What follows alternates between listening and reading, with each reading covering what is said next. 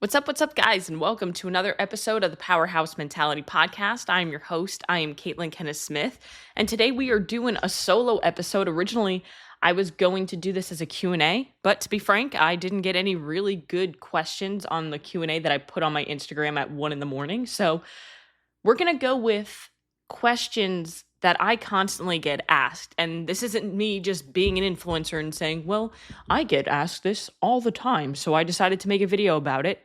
When the person never actually gets asked those questions. Just make the fucking video. You don't have to put on a show about it. But as you can imagine, with reviewing supplements on the internet, putting out a lot of content around energy drinks and sports nutrition and health and fitness, I do get questions regarding supplements quite often. People asking me, oh, is this a good product? Oh, what would you recommend for creatine? What would you recommend for vitamin D? What would you recommend as a good protein powder for me? And I've done a video on this before, short form video. And the problem with short form videos is that, well, they are short form. So there's not a lot of room to actually dive into things and really get into the weeds of what we can truly break down. I only have 3 minutes max, and 3 minutes is still a lot of time for people to drop off and not finish the entire video for me to grab your attention and actually get my point across. With a podcast, which is why I love long form content, aka a podcast, I have a lot more time to just talk through things, whether it be getting deeper into the topic itself or kind of going through the nuances of things or just giving my opinion. So the question is, or the topic rather, is 5 questions to ask before buying any supplement. Now, the reason why I only want to give you 5, because of course you could ask so many different questions before buying a supplement. Things like, is the flavor tasty? Is the brand reputable? Is the formula? All these different things that you can ask. But 5 gives you a small number of things that you need to focus on instead of you trying to focus on so many different things that you don't focus on anything. When we have too much information, most of us don't do shit with it. That's like when you're trying to get a fitness goal and you ask, okay, well, what do I need to do in order to get in shape? Well, I need to do this, and this. Cool, you're probably not going to do any of it. So focus on one thing at a time. Here, we're going to focus on 5 questions. 5 things that make the biggest impact, make the most bang for your buck when it comes to choosing a supplement. Now, if you walk into a supplement store, whether it be a vitamin shop, a GNC, or a small mom and pop store, or you scroll through a website that has a bunch of different supplements, whether it be the brand's website or another website such as Supplement Superstores or Natural Body Inc., things like that, where people actually have tons and tons of different supplements so you don't have to go to different brands' websites. There are hundreds of products promising more energy, faster recovery, better workouts, better health. They promise all of these different things. But how does one thing differentiate from the other? How do I make one decision here when all these other products are calling my name? So before you spend your money, I want you to pause and I want you to ask 5 questions, because this checklist will help you choose products based on your actual needs instead of emotion or hype. And one important reminder that I always need to specify when we're talking about supplements is supplements are not necessary for you to see results. In fact, if you only focus on supplements and you don't actually focus on the foundations, your training, your nutrition, your sleep, stress, recovery, you're not going to get results. You can't take a multivitamin and go to McDonald's every day and expect to be healthy. That's not how the fuck it works. What supplements can do is fill a gap, is make things a little bit easier. For example, if you struggle to hit your protein goal, and having a protein powder or a shake on the go helps you get more protein in through your day, and then at the end of the day, you're hitting your protein goal more consistently, it's helpful, it's valuable. If you have a pretty good diet, but you're not getting a good variety of fruits and vegetables, and you have a multivitamin to get a bigger diversity of those nutrients that help with so many different functions in our body and ultimately help us get better results, well, then that multivitamin is valuable. I fucking love supplements. I love them. I love trying all different things, whether it be protein powders or different greens powders or multivitamins or fish oils, all these different things, pre-workouts. I love them. They're fucking awesome. But if you don't have your habits dialed, they're just filler. They don't do shit. So if you do have your habits dialed and you utilize these things, or these things are helping you dial those habits even more, they are extremely valuable. So it's kind of like a gray area. There's a lot of people in the fitness industry who tell me that supplements are completely useless, and I completely disagree with that. They are not useless, but people look at them as a miracle drug when they are not. They are just the nice little decoration that you get to put on your house, not the house itself. But then on the other side, there's people who swear that supplements are everything and you need to be taking all these different things. And the number one thing is knowing thyself. Everybody's going to be different in what I recommend to them as far as a supplement. There are general guidelines that I follow. For example, I think everybody should be taking creatine. Unless you have a medical condition in which you cannot take creatine, I believe you should be taking creatine.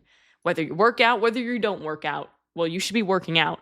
But if you're not working out, you should still take creatine because it's extremely valuable not only for strength, muscle, but cognition. And most of us are going brain dumb because of all the social media and all the things that we stimulate our brain with every single day. So creatine will help you. But other things like vitamin D, magnesium, most people could probably benefit from that. But if you look at your blood work and your vitamin D levels and your magnesium levels are fine, you don't need those things. If you're hitting your protein goal by eating all whole foods, you don't need protein powder, although it can be a delicious alternative. So the biggest reminder, supplements are not necessary. They are very helpful for filling gaps. They are fun. They can be tasty. So don't let one person on the internet influence you that you need them or not. Look into what you're actually trying to do. Plus, supplements aren't substitutions for medical care, prescription medication, or a balanced nutrition plan.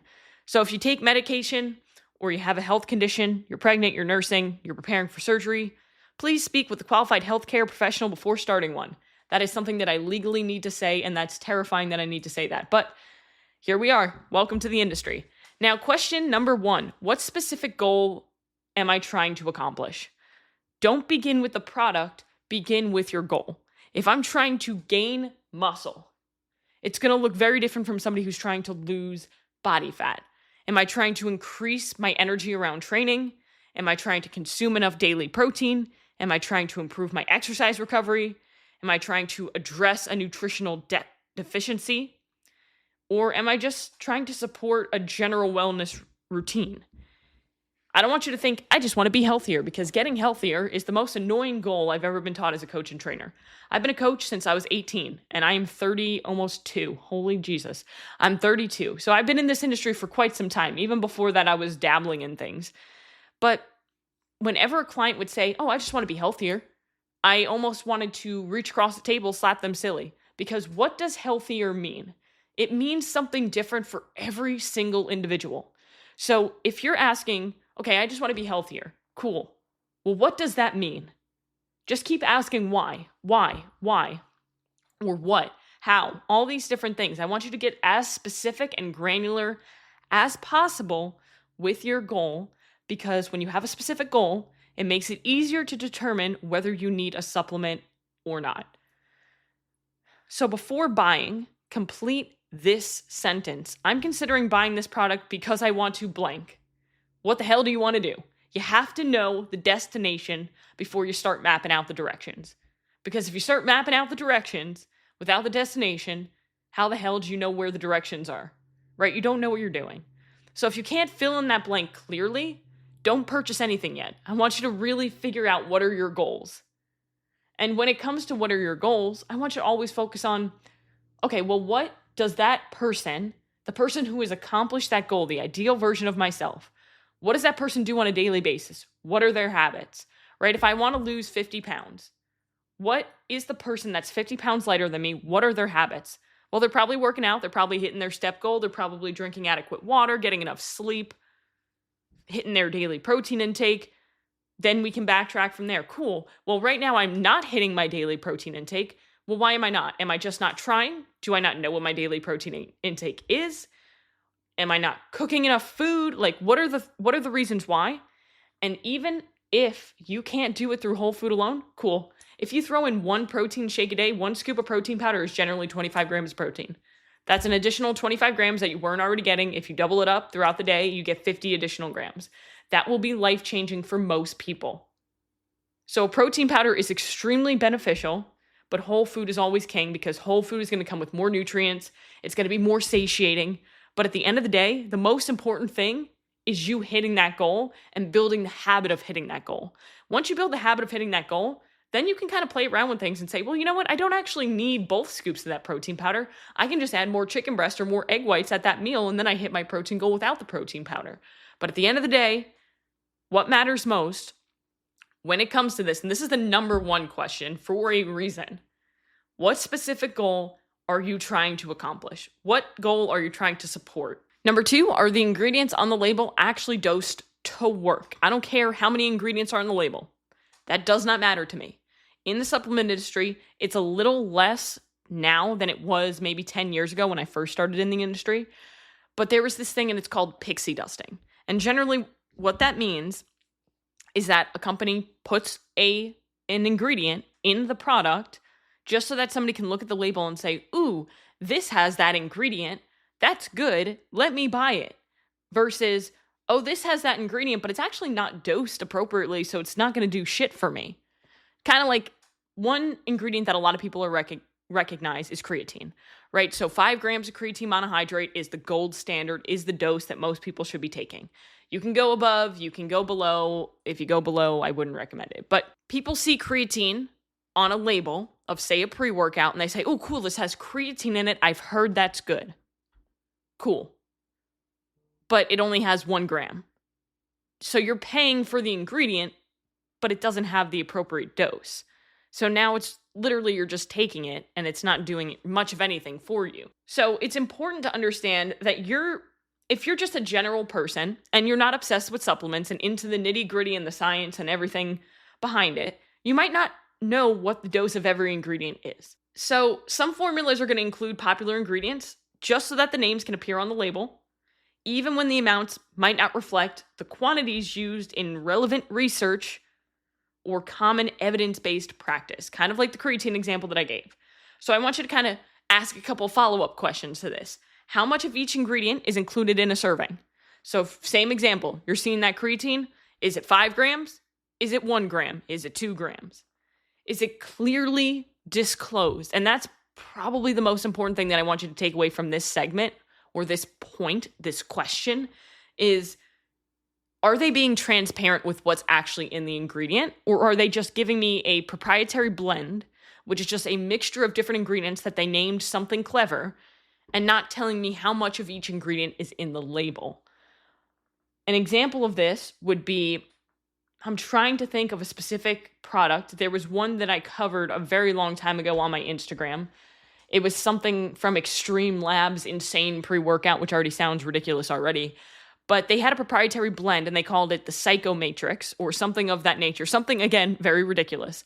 And what it was just a list of different ingredients that you would generally see in a pre-workout that people would want in a pre-workout, like citrulline, like beta-alanine, like betaine, things to help improve pump, performance, work output. But the grams that was used in the total blend, meaning across all of those ingredients, was so small that there was no way that they had the clinical dose of each ingredient in there. And that kind of goes back to what I was talking about earlier, with that as a prime example of pixie dusting. So if something doesn't tell you how much of each is in there, that's a red flag. For me, personally, I will not in 2026 purchase or recommend anything that has a proprietary blend in it unless I never say never, right? Because there might be something absolutely magical out there that I haven't come across yet that uses a proprietary blend that I can get behind.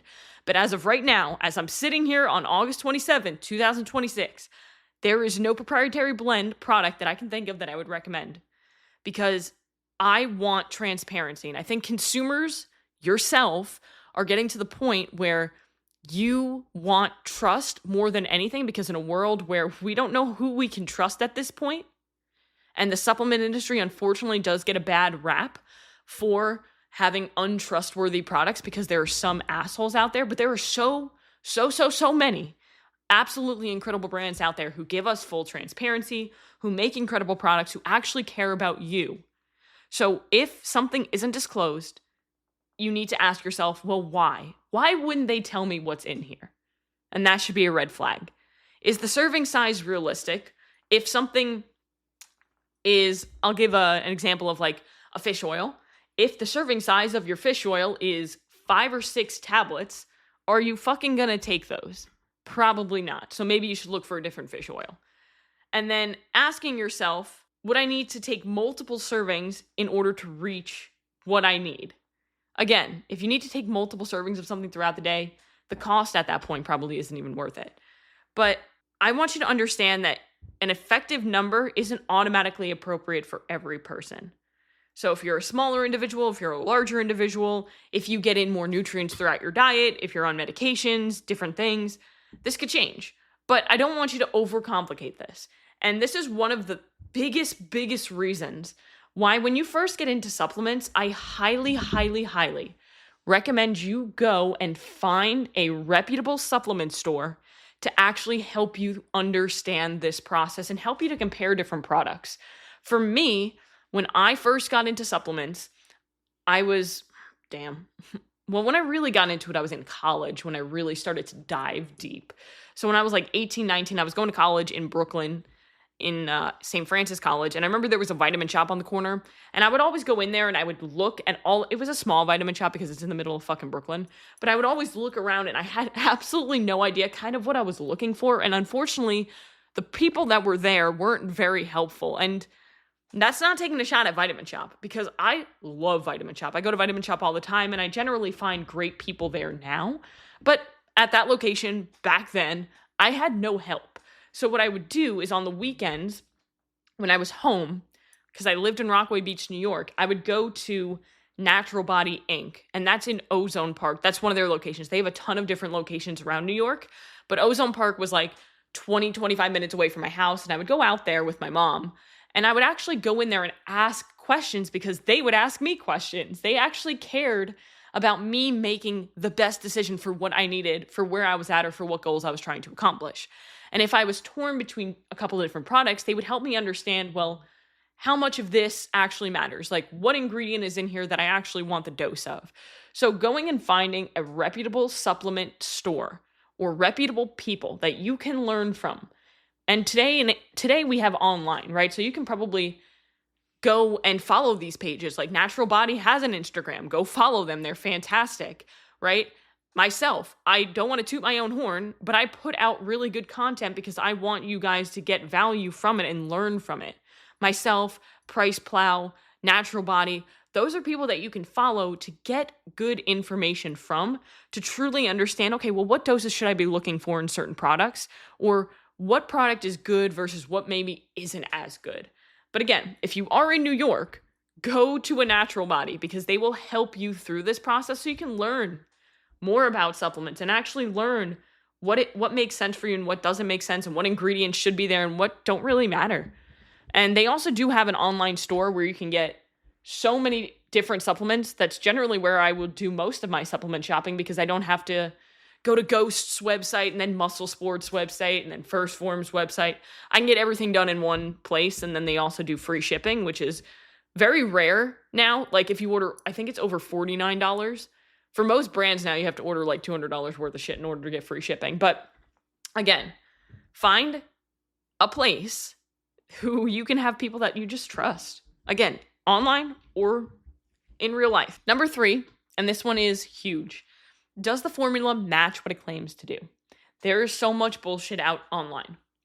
There is so many ads that I get on a daily basis that piss me off to the extent of wanting to punch or throw my phone across the room. I do not do that because that is an expensive decision. But I want you to evaluate the claims that these people are making. Because some supplements make some fucking wild claims. They claim they're going to fix your life. They're going to fix your gut. They're going to do all of these crazy things. There's a product out there that I want you guys to never buy, and it's called Perfect Amino. Gary Brecna, whatever the hell his name is, backs it up, which makes people want to believe it, right? Because a celebrity is endorsing it. Somebody who's in the health and fitness space is endorsing this. It must be incredible. He must make a fuck ton of money and not give a shit about what his reputation looks like because that product is atrocious. Actually, I will fix that statement. The product is It's fine. It's a BCAA product. It's an amino acid. It's an EAA product. It's an amino acid product. It has 5 grams of amino acids. Wonderful. But the claims and the marketing that it puts behind it, that is what is atrocious. I can't remember the specifics, but they are claiming a ridiculous amount, percentage-wise, of whey protein is converted into sugar and you don't actually utilize it. But if you take perfect amino, that doesn't happen. So it's just making ridiculous claims that truly get the average consumer to believe because they get hope from it. They see, well, all these other things aren't working for me, so maybe this is the magical thing, when in all reality, the magic is in the work that you're avoiding. Haha, I'll always fit personal development in there somewhere. But if the product claims to support energy, does it have a formula that supports energy, right? Does it have caffeine? Does it have some sort of stimulant?